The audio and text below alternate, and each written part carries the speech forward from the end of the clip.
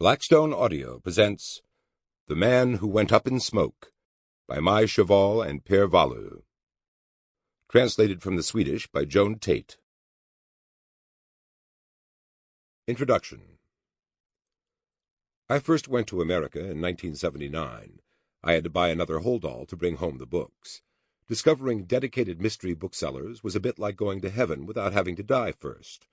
There were so many crime writers whose books were available in the U.S. only, ironically some of them British, and in those pre-internet days the only apparent way to acquire them was physically to go there and buy them, which I did, in industrial quantities.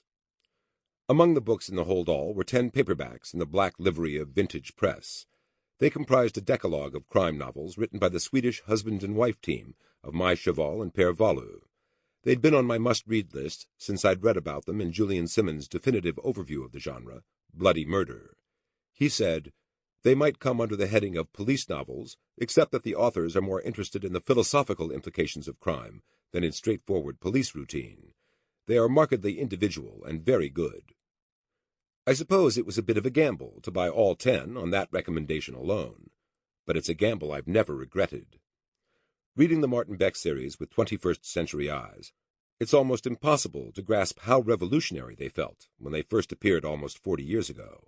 So many of the elements that have become integral to the point of cliché in the police procedural subgenre started life in these 10 novels.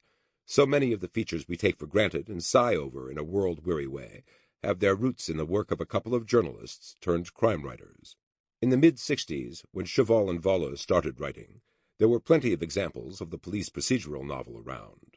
Going back to the golden age of the 1930s, Ngaio Marsh's Inspector Allen and Freeman Wills Croft's Inspector French were among those who led the way, but they were followed in a steady stream by the likes of J.J. Merrick's Gideon, and on the other side of the Atlantic, Ed McBain.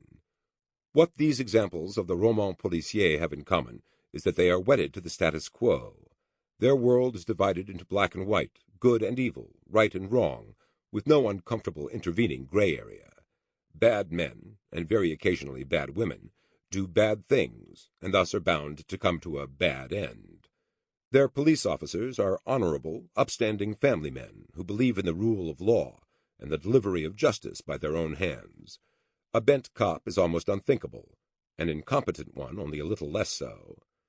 And while the star of the series may have a sidekick, invariably less gifted and often more brawny, little more than lip service is paid to the rest of the squad, whose legwork goes mostly unrecognized. McBain later became an exception to this, but in the earlier 87th Precinct novel. Sample complete. Ready to continue?